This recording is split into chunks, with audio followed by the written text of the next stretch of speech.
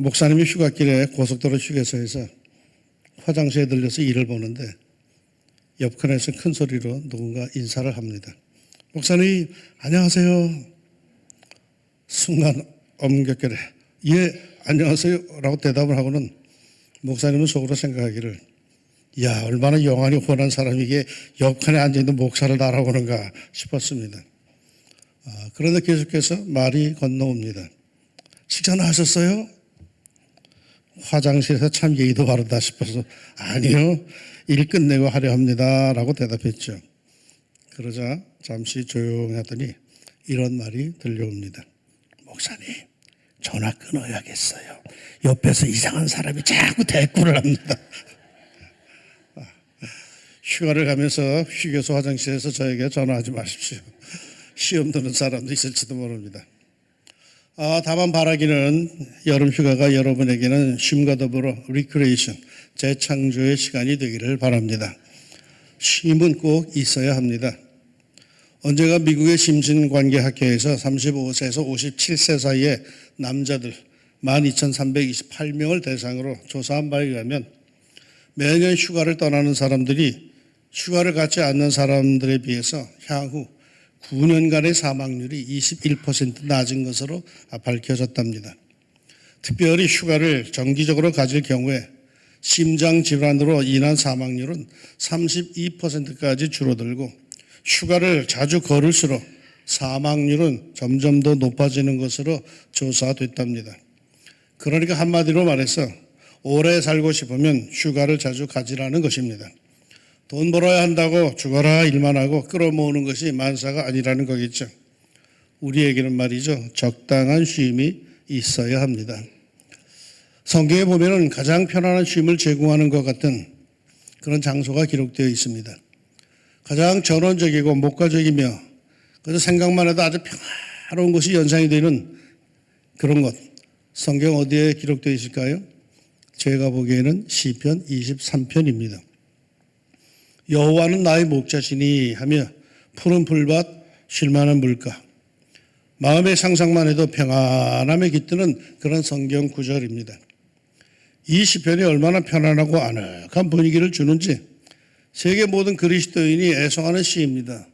세계 모든 성도들, 기독교인들이 1순위, 애송시 1순위가 바로 시편 23편입니다. 저는 이 시를 어릴 적에 주일학교에서 이렇게 노래로 배웠습니다. 여호와는 나의 목자시니 내게 부족함이 없으리로다.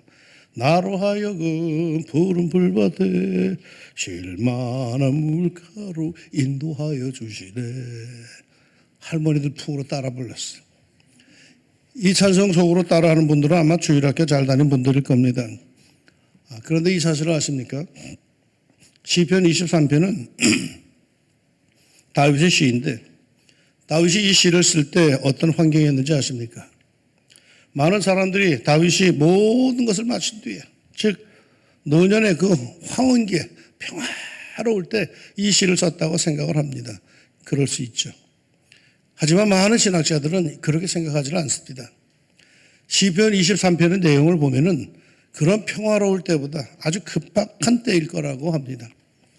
사울 왕이 정적인 다윗을 죽이려고 집요하게 추적할 때이거나 이를 피해서 여기저기 도망 다닐 때이거나 그 아들 압살롬이 반란을 일으켜서 그 아버지 다윗을 죽이겠다고 해서 다윗이 신발도 못 신고 유대 광야로 도망갈 때라고 합니다.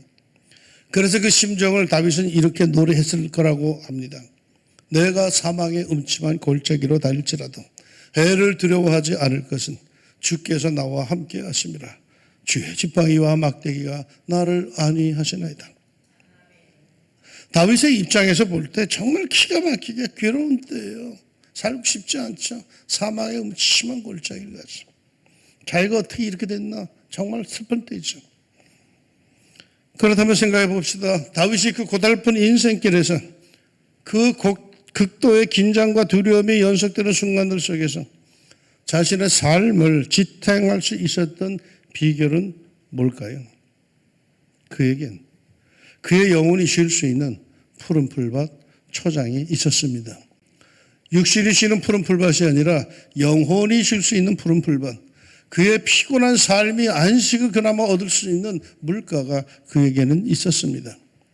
그러게 비록 몸은 고달프고 현실은 쫓겨다니지만 그 푸른 풀밭 쉴만한 물가에서 그의 삶은 늘 새 힘을 얻었습니다.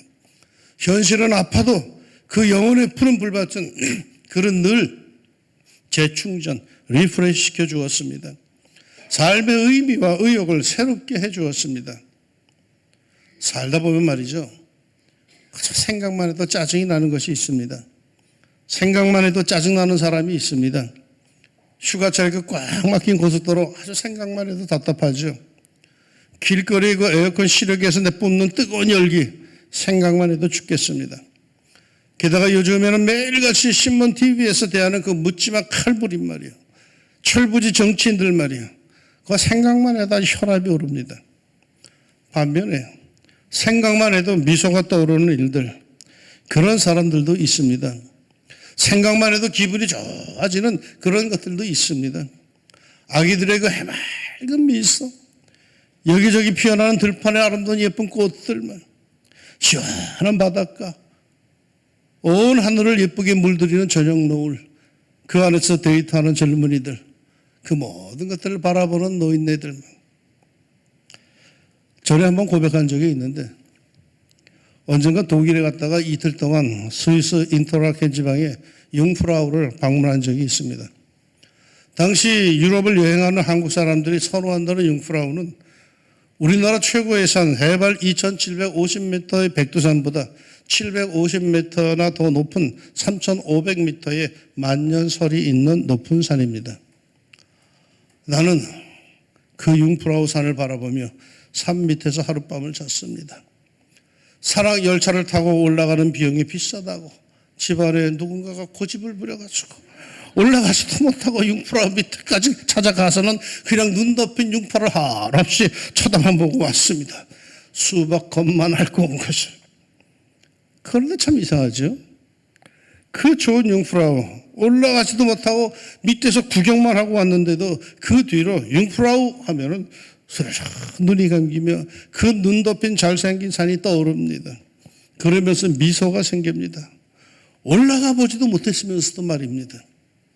저래는 융프라우 하면 빵집만 생각났는데 이제는 융프라우 하면 마음이 편안해지면서 그 멋진 산의 모습이 떠오릅니다. 그 시원한 산의 모습이 떠오릅니다. 마치 내 마음도 그렇게 산해지고 깨끗해지는 것 같은 그런 감성이 나를 사로잡습니다. 사랑하는 여러분, 여러분의 삶 속에, 아니 마음과 생각 속에 푸른 풀밭이 있습니까? 여러분의 얼굴에 미소를 짓게 하고 삶을 안정시키고 평안함을 선사하는 푸른 풀밭이 있습니까? 삶이 힘들고 지칠 때에 위로와 격려를 얻을 수 있는 새 소망의 힘을 가질 수 있는 푸른 풀밭이 있습니까? 생각만 해도 얼굴에 미소가 떠오르고 긴장된 몸과 마음이 서로 녹는 푸른 풀밭이 여러분에게 있기를 진심으로 바랍니다. 유의해야 할 것은요, 이 푸른 풀밭에서는 육체적 쉼만 얻는 것이 결코 아니다라는 사실입니다. 다윗이 자기 경험상 증언하는 푸른 풀밭의 쉼에는 세 가지의 은총의 역사가 뒤따라옵니다. 3절, 내 영혼을 소생시키시고 자기 이름을 위하여 의의 길로 인도하시는도다. 먼저 내 영혼을 소생시키시고, 소생이 뭡니까? 한글 사전에 보니까 거의 죽어가다가 다시 살아남 회생으로 되어 있습니다. 자기가 섬기던 임금이 도리어 자기를 죽이겠다고 군대를 동원하여 쫓아옵니다. 아들이 아비를 죽이겠다고 집요하게 뒤쫓아옵니다. 기가 막힌 일이죠. 본능적으로 살겠다고 도망은 가고 있지만 다윗의 그 심정, 그게 어디 살고픈 심정이겠습니까? 그 영혼은 이미 죽었습니다. 살고 싶질 않아요. 아마 그곳에 한강다리가 있었다면 그곳으로 갔을런지도 모를 일입니다. 그런데 그 죽고 싶었던 그 영혼 말이요, 이미 죽어가던 그 영혼이 다시 살아납니다. 어디서요? 그 푸른 풀밭에서, 그 쉴만한 물가에서 말입니다. 그리고는 자기 이름을 위하여, 즉 하나님의 이름을 위하여라는 말씀이 떠오릅니다. 하나님의 이름, 하나님의 명예, 하나님의 영광이 다시금 머리에 되뇌어집니다. 자기가 죽고 사는 것은 둘째 문제이고 하나님의 명예, 하나님의 영광은 어찌 되는가 하는 생각, 하나님의 이름에 먹칠을 하지 말아야지 하는 생각, 나를 사랑하시고 축복하시는 하나님이신데 그 하나님께서 당신의 명예를 위해서라도 나를 그냥 내버려 두시지 않을 것이다 라는 생각, 철저하게 하나님의 이름, 하나님의 명예가 생각납니다. 전에는 자기 문제만이 다인 줄 알았는데 갑자기 하나님의 명예, 하나님의 영광, 하나님의 이름이라는 주제가 마음에 차오르기 시작합니다.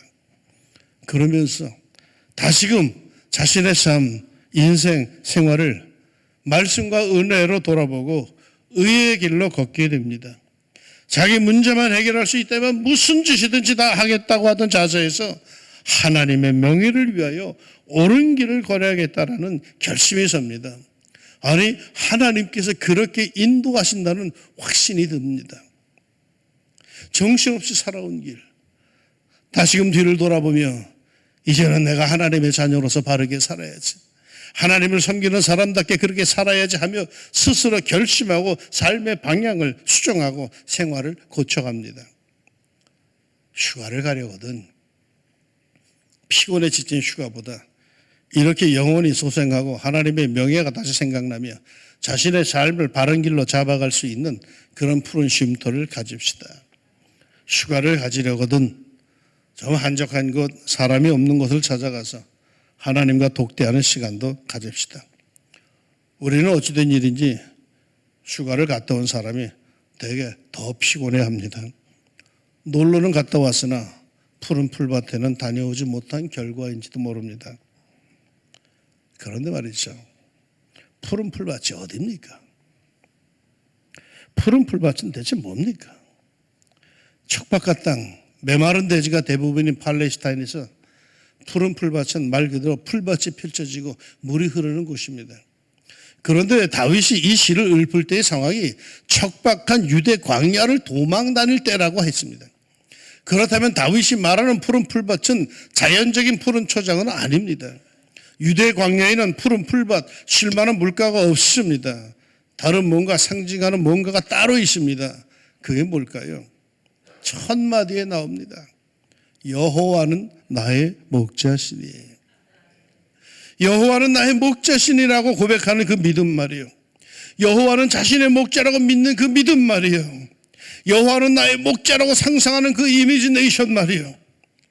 여호와는 나의 목자시니, 그거면 된 겁니다.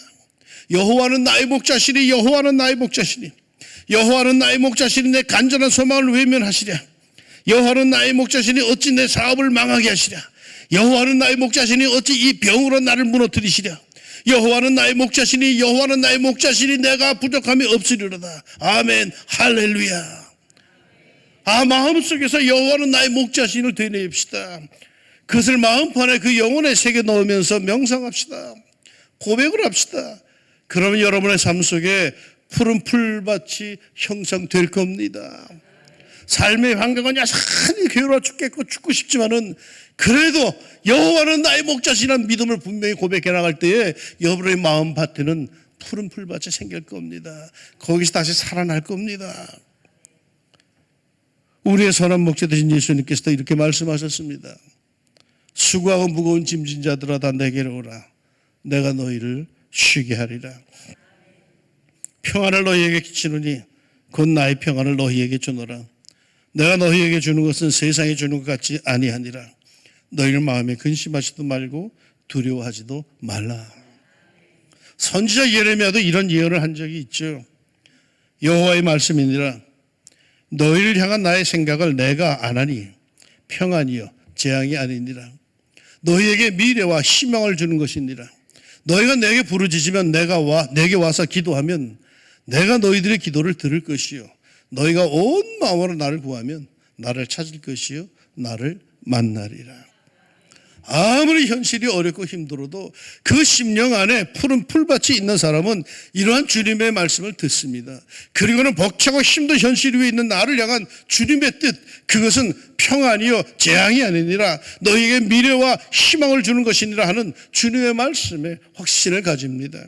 그리고 온전한 믿음을 갖고 기도하며 마침내 목자 되신 주님을 만나 그 영혼이 소생함을 얻고 다시금 하나님의 명예를 생각하며 그리스도인답게 의롭게 살기 위한 삶의 자세를 가다듬습니다.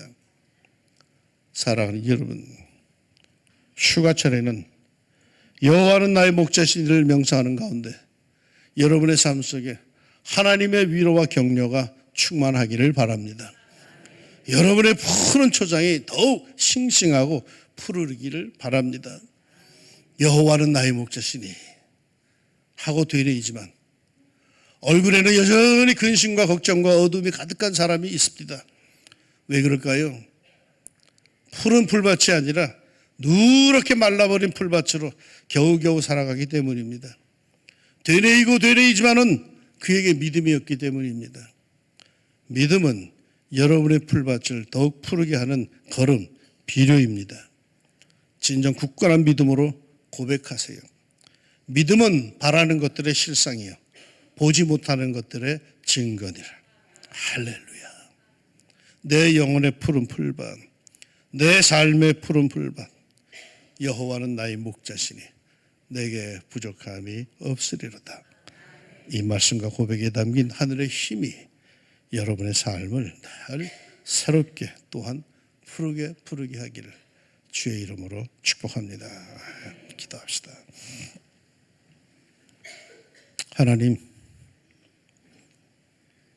매우 무더운 이때 하나님의 성전이 참 덥습니다.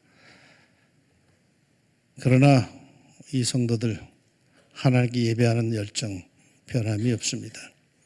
하나님, 저들의 삶의 처지와 형편은 다 다를 것인데 오늘 주의 전에 찾아와 예배하고 돌아가는 성도들은 꼭 기억해 주시사 저들의 마음판에 푸른 풀밭이 꼭 자라게 하여 주옵소서.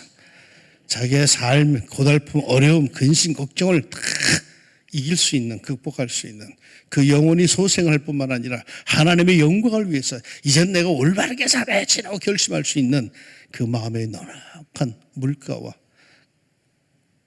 그 풀밭이 또렷해지게 하여 주옵소서. 그래야 여호와는 나의 목자시니 내가 부족함이 없다 당당하게 고백하며 설 수 있는 복된 하나님의 성도들이 꼭 되게 하여 주옵소서. 예수님의 이름으로 기도합니다. 아멘.